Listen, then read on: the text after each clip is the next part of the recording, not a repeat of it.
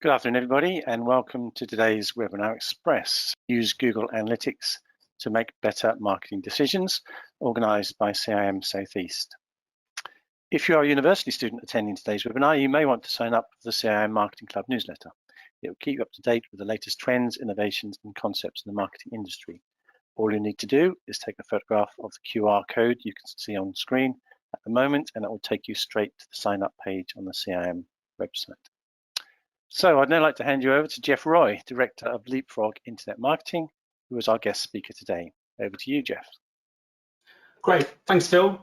Hi, everyone. Hope you're having a good day. I'm going to use Google Analytics to make better marketing decisions.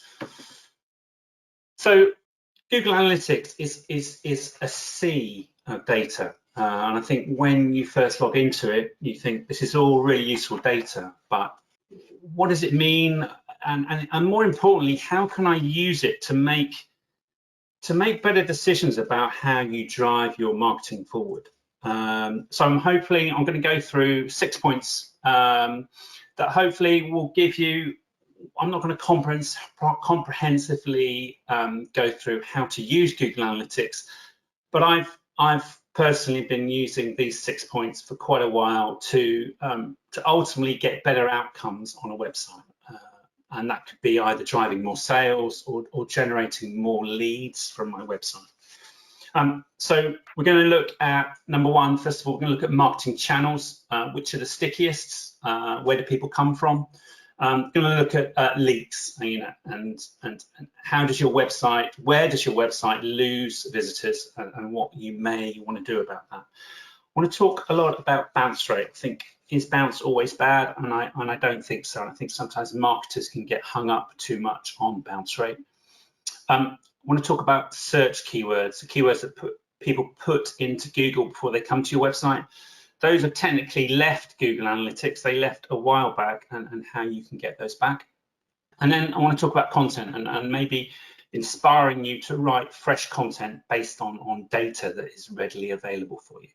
And then finally, just want to talk about the future and a thing called GA4 that you may or may not have heard of. So let's dig in. Let's get straight into marketing channels. We can get people coming to our website from a number of ways. It could be social media, it could be organic from Google, it could be from an email newsletter. It would be good to understand which of those is actually the most successful or the stickiest. Okay, so I'm going to switch, and a lot of this presentation, I'm going to actually use Google Analytics live. So do forgive me if the screen isn't, it freezes or we have internet problems. So to have a look at your channels coming into your website, so I'm in Google Analytics now for my own website. On the left-hand side, you've got the menu system. Go into acquisition and then open up all traffic, and then go into channels.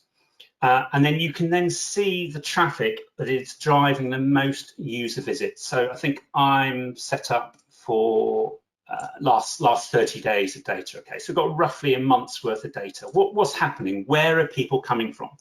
So you can see on the face of it, for example, organic. So people that come in from a search on Google is actually driving the most people into my website.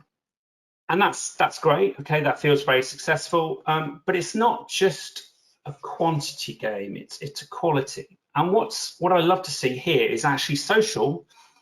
If you look at the organic, people are spending roughly 2 minutes each session, but actually social, when people come in off social, they're spending nearly 3 minutes. Now, that could be that we're probably sharing more of our kind of blog content on social, and a lot of our blog content is maybe 600 words to 1,000 words, so they're spending longer, digesting that content.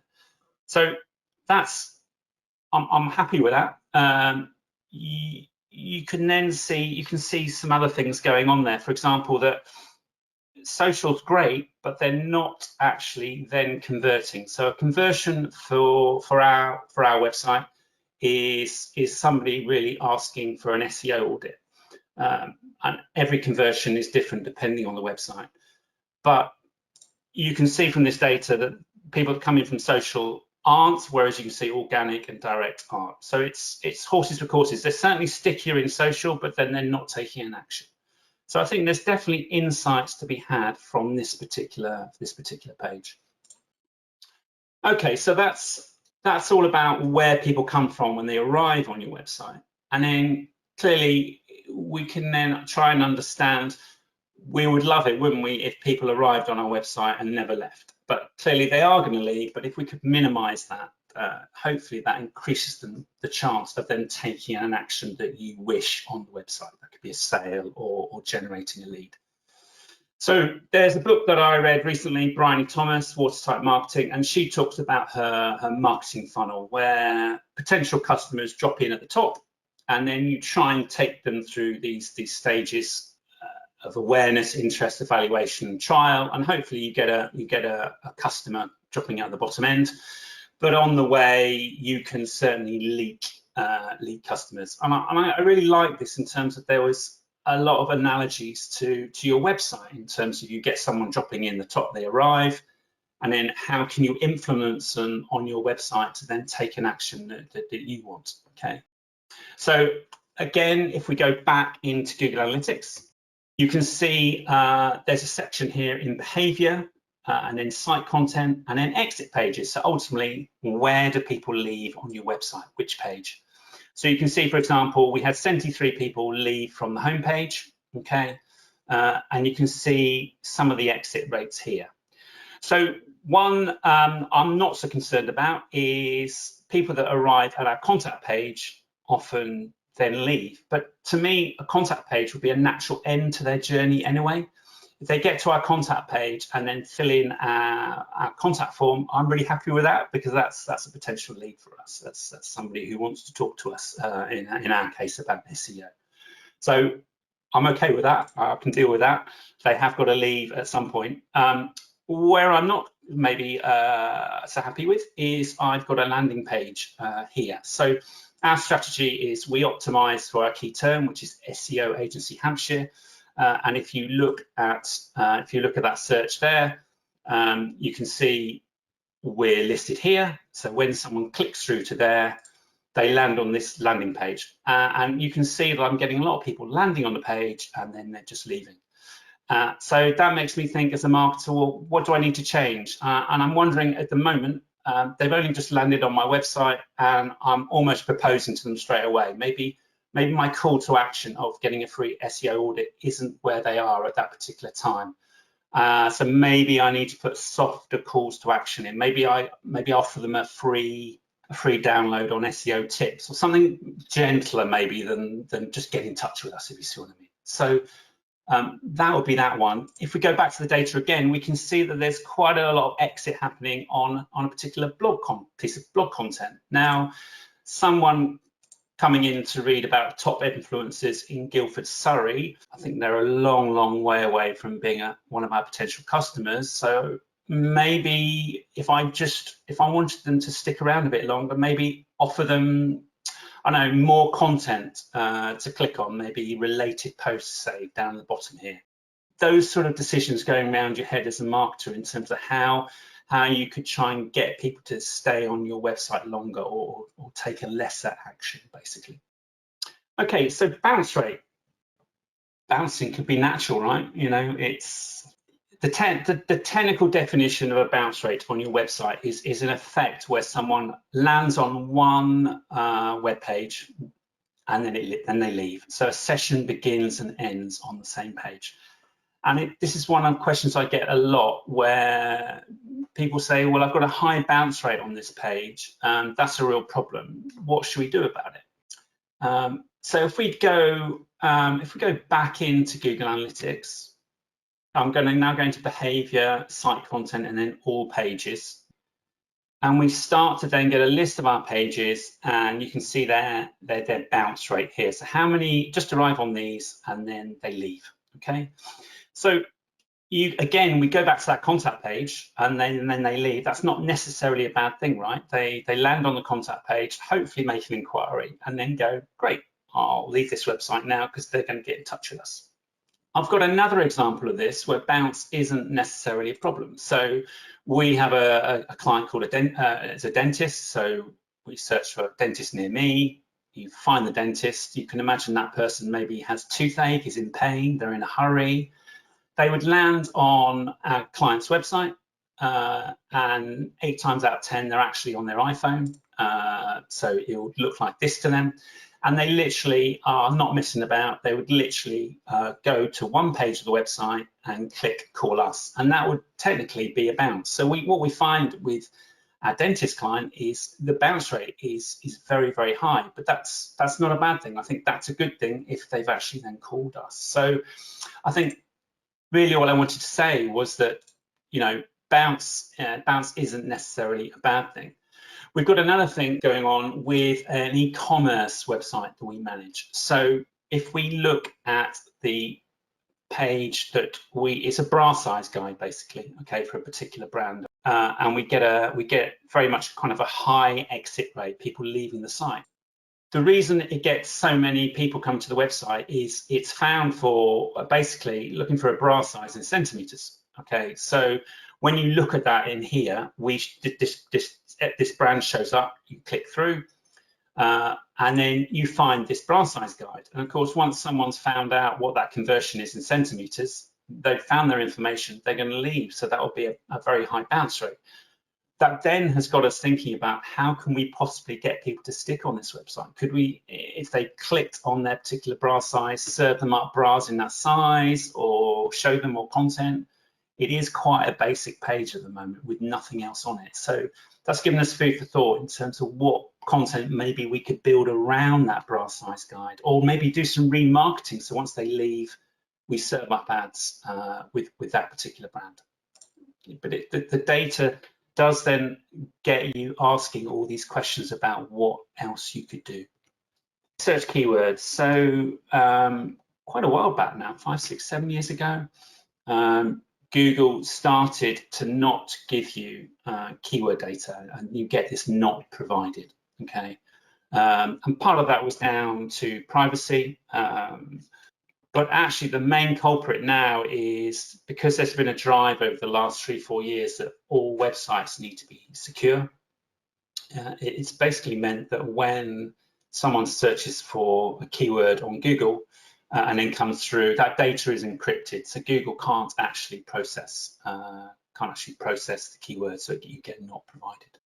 When you go into Google Analytics and you go into acquisition and then Search Console, to start with, there is no keyword data in there, and that's because it's gone somewhere else now. It's gone to a thing called Google Search Console.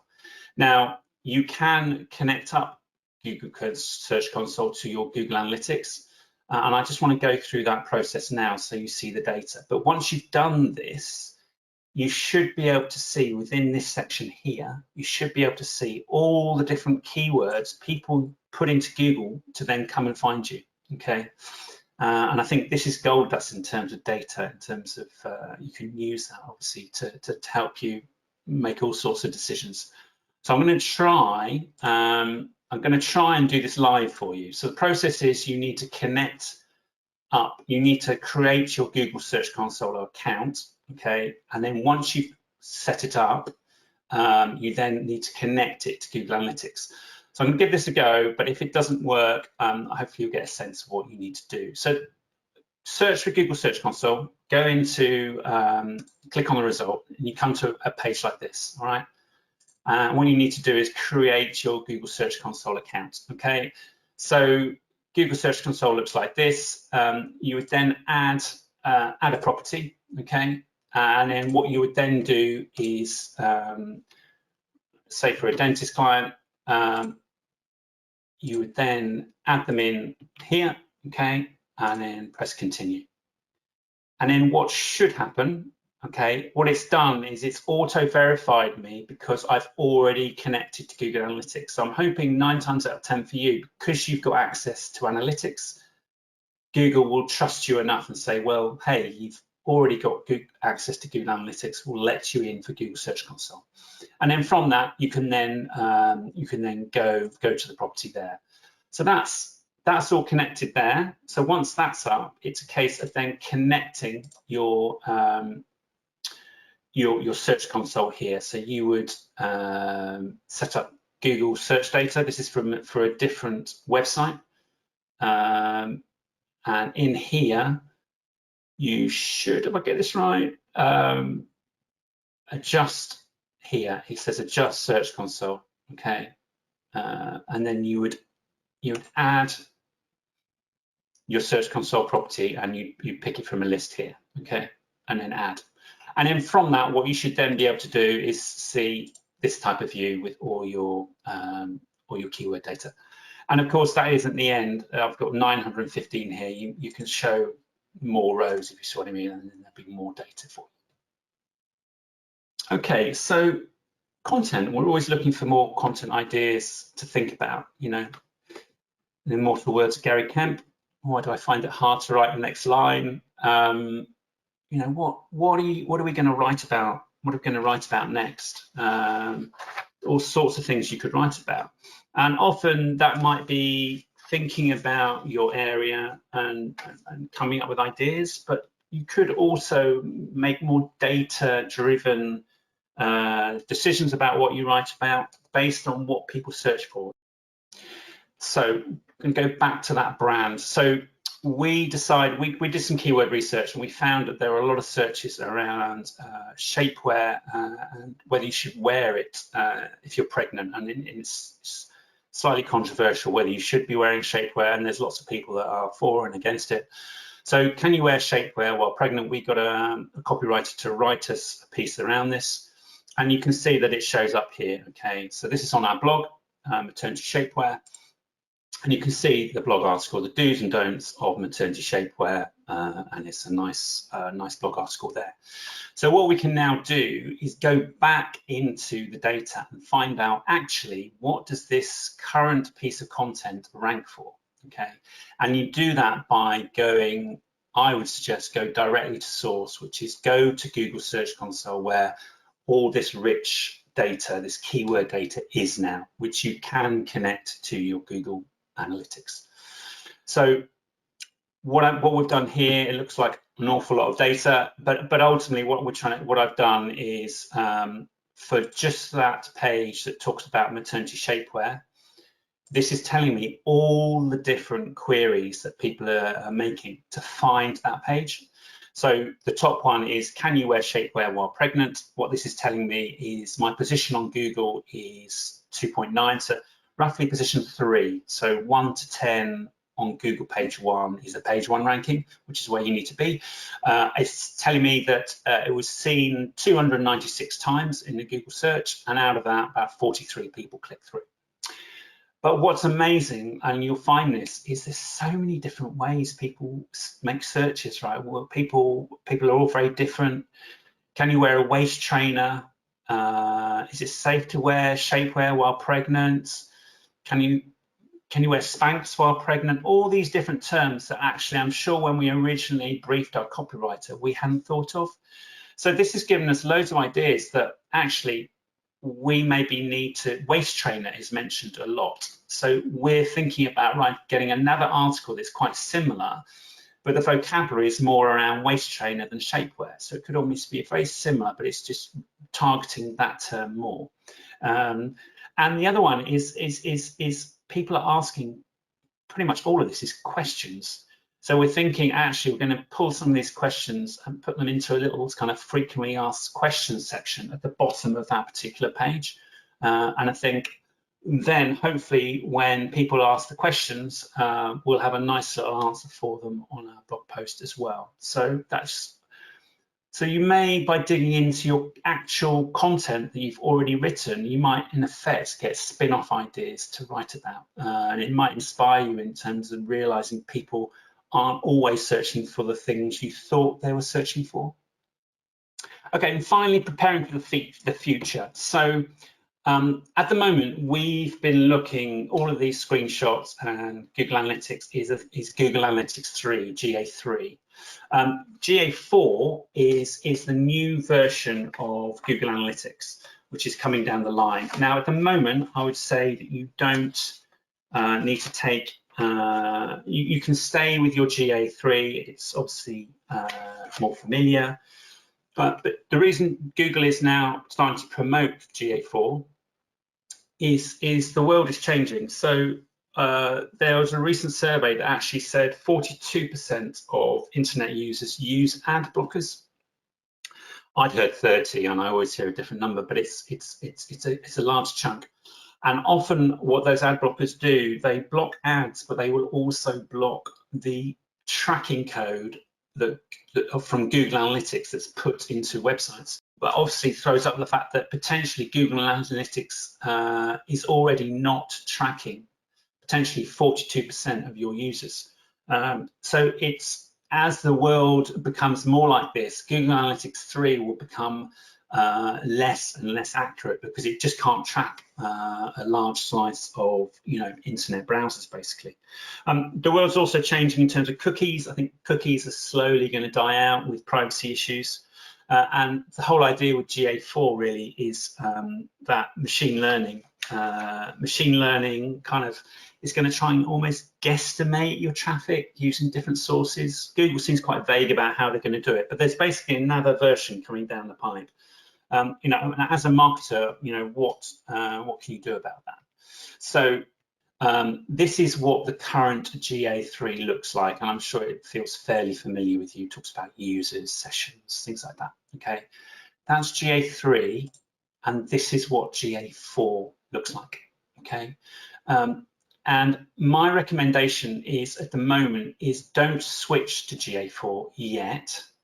But what I would do is I would set up GA4 and plug that code into your website so that when the time comes, you've already got some historic data. And that could be maybe in 2 or 3. I can imagine within 2 or 3 years, Google will be forcing our hands to use GA4.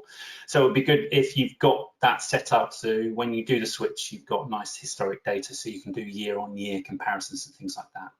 It's fairly straightforward to do actually. So if we go into you go into your admin here, you should see this view with account, property, and view. And guess what? Google is already promoting GA4. You'll probably see a banner here. So you could do the Let's Go. I think the Let's Go is pretty much the same as this. So if I click on that and GA4 Setup Assistant, I'm going to do it live. So forgive me if this doesn't work. I'm going to go Get Started. Okay, Create Property. See your GA4 property. Here we go. Okay, and then somewhere here you can get the code that you need. So tag installation, data streams, global site tag. Here we go. And then what you would do is you'd grab that code, and if you knew what you were doing, put that into your website or to somebody who does your web developer. And so how that should look really, what you've got currently in your website is this current GA3.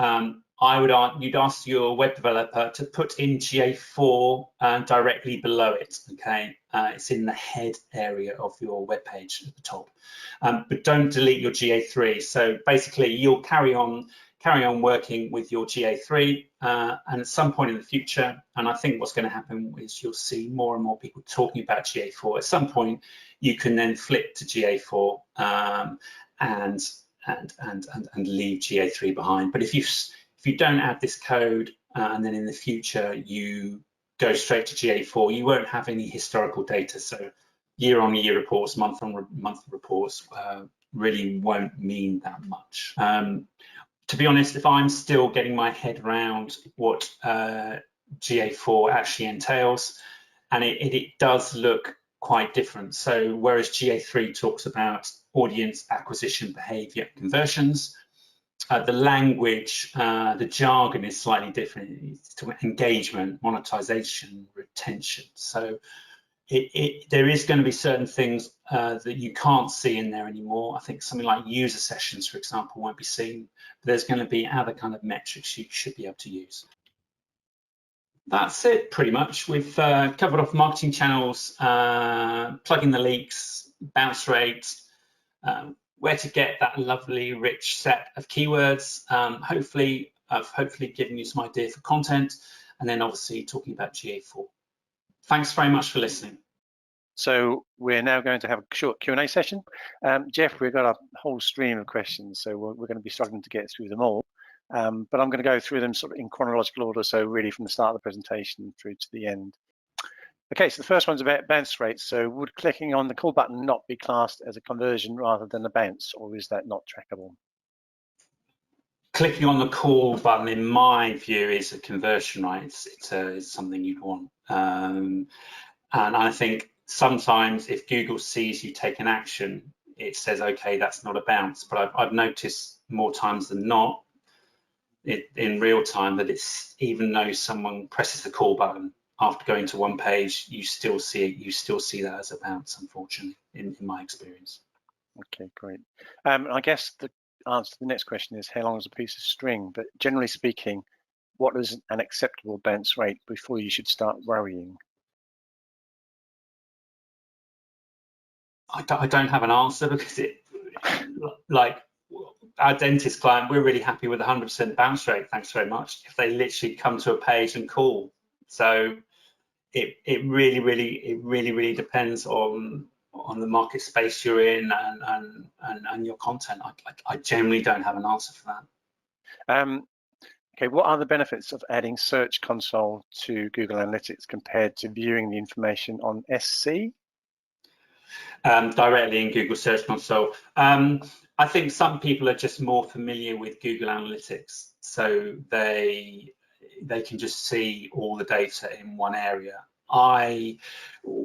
As search engine optimizers, we go directly to source, Google Search Console, because you can just see so much more data. So my recommendation is if you really want to dig into keyword data, go to Google Search Console, because you can filter the data in so many more meaningful ways.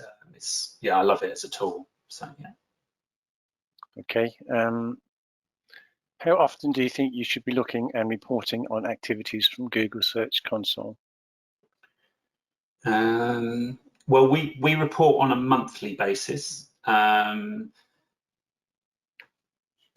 I would say that comes down to activity. If you're not updating content or doing any search engine optimization, the needle's not going to move that much in terms of your keywords. So don't report on a monthly basis, because you're just going to be reporting the same as last month. If you are being active at that time, then maybe I would definitely be reporting on a monthly basis. So it depends on the level of activity. Right. Welcome your thoughts. If the highest search term or search word is the company name, is that necessarily a bad thing? No, that's a really good thing. That's so good. That's a sign of how strong your company's brand is. And Google, a ranking factor, arguably, has that data. Google wants to see that you're a strong brand. And the way Google tells that, one signal, is the amount of times people search for your brand. So all this stuff you do in terms of building brand, it does have a positive impact on your rankings, because Google only really want to put reputable people on Google page one. They don't want to put people that aren't reputable, potential spammers in their eyes. So I would fully expect brand searches to be at the top of most Google Search Console data, and that's a good thing. Okay, still on keywords. So can I put in URL of competitors to something like Google Search Console and see what keywords they are being discovered for? Wouldn't that be amazing? Yeah, wouldn't it? No, because you won't get past the first base, that verification process where it says you're okay because you've got Google Analytics, you've got access to Google Analytics. It won't let you pass, understandably, right? Because people could do that to you. If you want competitor data, there are lots of tools out there. We use a tool called SEMrush, and I shouldn't say this, but get a 7-day free trial where you don't pay any money, and then and then fill your boots, put in as many competitors as you like, and then download the reports before you run out of the 7 days. What was the name of that tool again? It's SEMrush. It stands for Search Engine Marketing. So SEMrush, RUSH. Okay, but on the subject of tools, somebody said here, do you recommend SEO writing tools such as Phrase? I don't know Phrase, but there are various tools out there. I do, in some ways, I recommend them with a pinch of salt. If they start asking you to put the same keyword in 6 times in the first paragraph, I don't think that's a good thing. I think Google wants to see lovely, engaging, rich words, you know, that get people to keep reading your content. But I think these tools are quite useful just to remind you, hey, maybe you need to put a keyword in the title or in the first paragraph, or yeah, I think they can certainly guide you to maybe write better, you know, Google-friendly content. Okay. A couple of questions around GA4. So just to clarify, it is possible to run GA3 alongside GA4 on a single website. And the second question is, I've got a new website launching tomorrow. Should I go straight to GA4? How long before I'd like to see some meaningful data? I would even with a new website put both in. The only slight downside, and a web developer might push back on this slightly, it is a there's slightly more code, isn't there, putting into each web page by adding both. But to be honest, it's minimal. When you look at the lines of code, we're asking for maybe 4 more lines in there when there's hundreds. Even for a website, and good luck by the way with the launch, I would put both in for now. Okay. Is there a way to track conversions when you don't have access to the destination website's data after they click the link? E.g., can we track the clicks of the link on our page? Does that make sense? Yes, you can. There's a way of tracking an outbound link. Yes, you can track an outbound link, but you might need to plug in. You might be able to. We've done this for clients. We did this for a directory client where a successful outcome for them was actually sending people to their members or on the directory and their websites. But you often have to plug in a thing called Google Tag Manager to track that action. But it may also be possible within Google Analytics, but it's definitely possible. Yeah.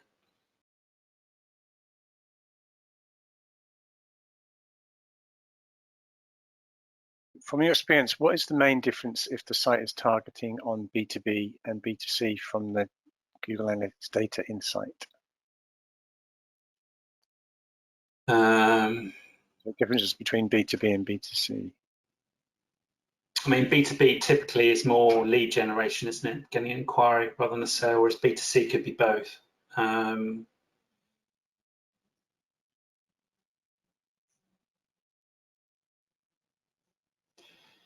When we report to our clients in the B2C data, it's more likely to be e-commerce, so our successful outcomes are going to be more around revenue and number of sales and things like that. I can't think of any noticeable differences apart from that, but there may be. I'm not right. An expert on that. Okay, I found the technical question. Okay. There's so many questions come in, I'm sort of floating around here. So can you please explain, so this is going back to Google Search Console, can you please explain domain property versus URL prefix?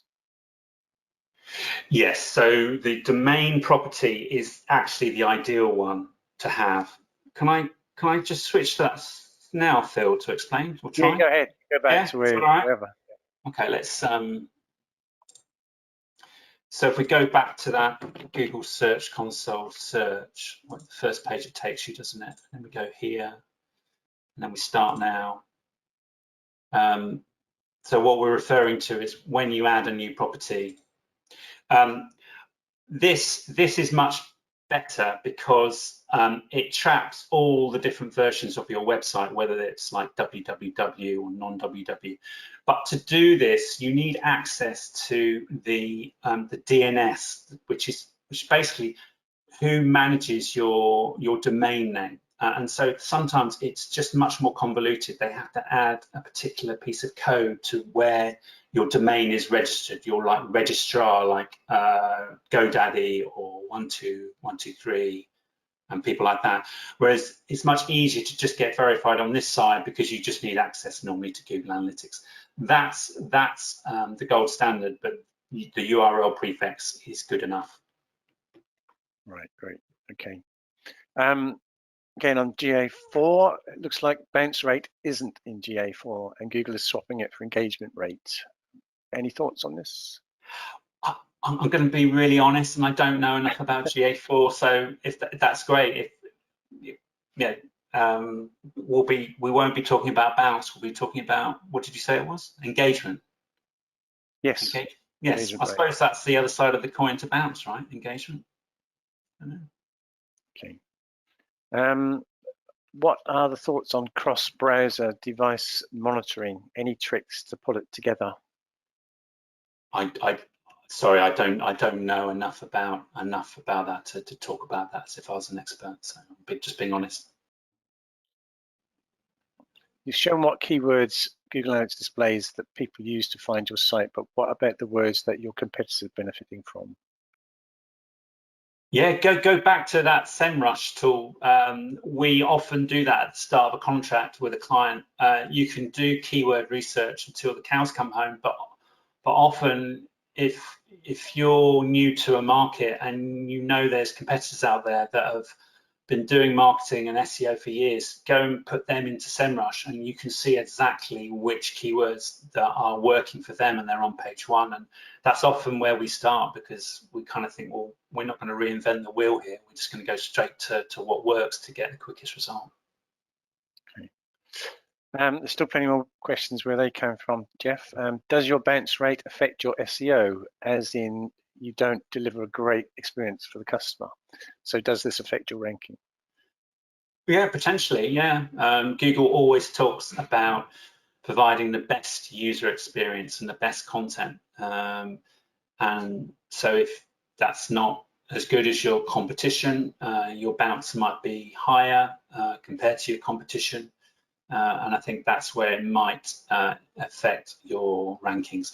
But I would argue that's got to be one of 200 or 300 different signals that Google uses. So again, I wouldn't obsess too much when there's loads of other signals you could go for, like, you know, how fast is my website, or, you know, how good is my content and all this sort of stuff. But yeah.